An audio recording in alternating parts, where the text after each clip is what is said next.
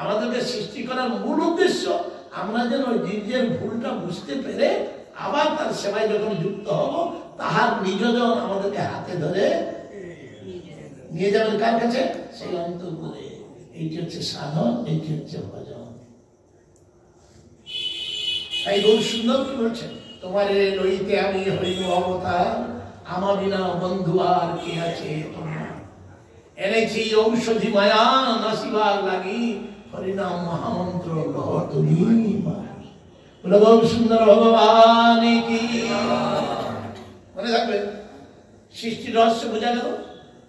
অথচ এইখানে জন্ম হওয়ার পরেও যদি আমরা সুশিক্ষা না পাই, কি হবে? পুনঃ পুনঃ জন্ম। ভগবান কত দয়ালু জানো, ভগবান দণ্ড দিবেন না। আচ্ছা তুমি কিছু করবে, ঠিক আছে, আবার একবার জন্ম, তাও কর, আবার একবার জন্ম। তাই বলছে পুনঃ পুনঃ জন্মম পুনঃ পুনঃ মরণম পুনঃ পুনঃ জননী জঠরে। বোঝা গেল কত কৃপালু। আমরা বারবার ভুল করি, তিনি বারবার চেষ্টা করেন আমরা কি করে শুধরাবো, তাও শুধরাই না। তাই তার নিজজনকে নিয়ে তিনি এসেছেন এই শুদ্ধ ভক্ত লইয়া করিব অবতার। তার নিজজনকে দিয়ে শিক্ষা, তার নিজজন মানে ভক্ত ভালো এবং গ্রন্থ ভালো। এই হলো সৃষ্টি রহস্য। তাই এই সৃষ্টি রহস্য কি করেছেন? প্রথমে নানা প্রকার উপাদান, প্রথমে মহতত্ত্ব সৃষ্টি করেছেন। অন্ধকার মহতত্ত্ব চিন্ময় জগতে নাই, একটা ছায়ার মতো, ছায়ার মতো সৃষ্টি করেছেন। সৃষ্টি তাছাড়া হবে না। তিনি নিজে প্রথম। এই যে কে আছেন?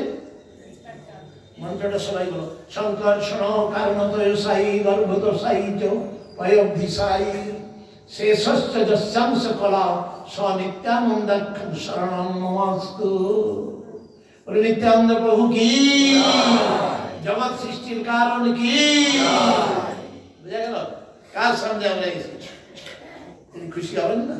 বিশ্বাস দেন, শুধু বিশ্বাস দেন, কারণ তিনি নিয়ে এসেছেন প্রেম। সেই প্রেমের মাধ্যমে আমরা তার কাছে ফিরে যেতে পারি। তাহলে তার কাছে ফিরে গিয়ে আমরা দাঁড়িয়ে থাকবো লাঠি নিয়ে, দাঁড়িয়ে রূপে এখন হবে আলোচনা। বুঝলেন?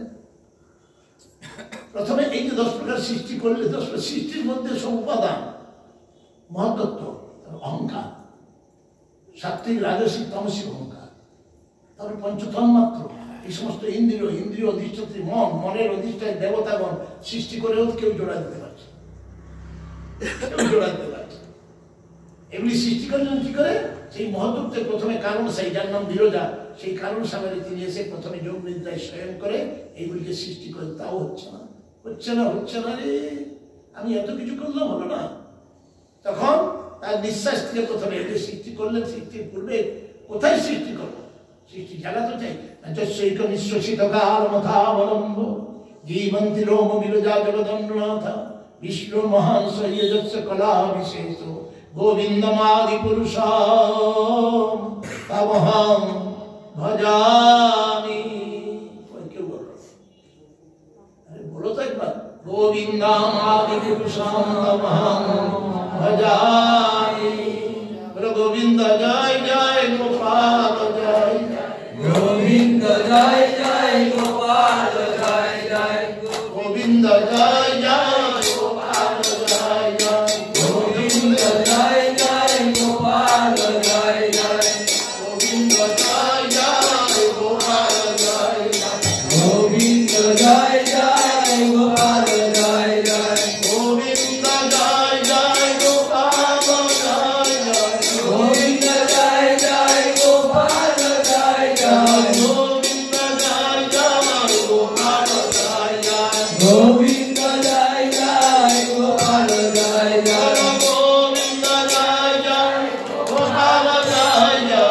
গোবিন্দ জয় জয়, গোপাল জয় জয়, রাধা রমণ হরি গোবিন্দ জয় জয়, রাধা রমণ হরি গোবিন্দ জয় জয়, রাধা রমণ হরি গোবিন্দ জয় জয়, রাধা রমণ হরি গোবিন্দ জয় জয়,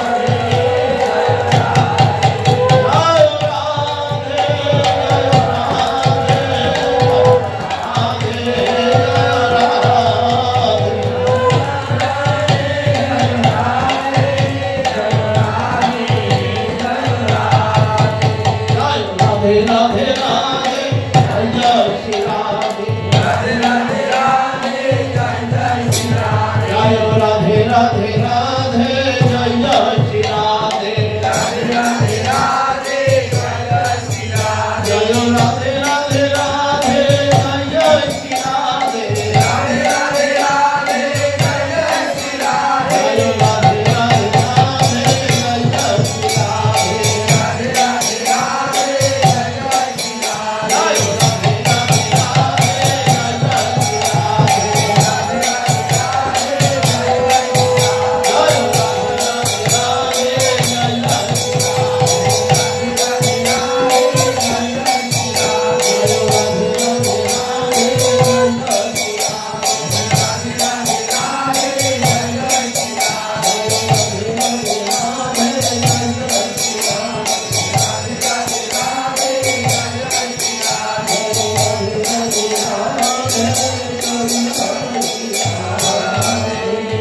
जय श्री राधा गोविंद जी की সেই গোবিন্দ আদি মূল সংকর্ষণ সেই পবিত্র কারণ সাগরে তার নিঃশ্বাস থেকে অনন্ত ব্রহ্মাণ্ড সৃষ্টি হয়ে যাচ্ছে। প্রত্যেকটি ব্রহ্মাণ্ডে তিনি এই সমস্ত উপাদান তৈরি করে যখন জোড়া দিচ্ছে না সেই ব্রহ্মাণ্ডে প্রবেশ করলেন। ব্রহ্মাণ্ডের অর্ধভাগ তার সেই দিব্য অঙ্গ থেকে গর্ভ সৃষ্টি হলো, অর্ধভাগ তিনি সেই উদক গর্ভোদক। প্রথম যে সৃষ্টি হলো কারণ সাই জগৎ সৃষ্টির কারণ বিরাট, তারপরে গর্ভোদক সাই গর্ভোদক সাই রূপে শয়ন করলে। গর্ভদেশ মানে কি? মাতৃগর্ভে যেটা থাকি আমরা, কি থাকি? মাতৃগর্ভে আমরা থাকি, আর সাথে কি থাকে? থাকে গর্ভ উদক, উদক মানে জল। জল ছাড়া বাঁচতে পারবো না। ভগবানের দিব্য শরীর থেকে অর্ধভাগ ভরে গেল, তাতে শয়ন করে নাভি থেকে প্রথমে উঠল,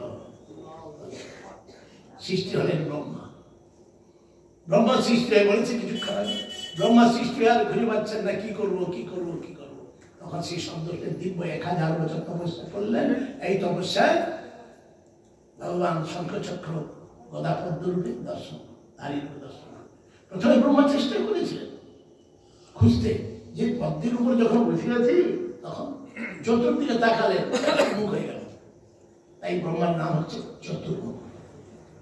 তাও চিন্তা করছেন কি করবো কি করবো, কিন্তু তপস্যা ছাড়া, তপস্যা হচ্ছে ভগবানের হৃদয়। তিনি বলেছেন তপস্যার মাধ্যমে ভগবানের হৃদয়ে যেন প্রবেশ করলেন। তেনে ব্রহ্ম হৃদয় ইয়াদি কয়ে মৈজন্তি আসলে দেবতাগণ মৈজমান সৃষ্টি কোনো রকম জোড়া দিতে পারে না।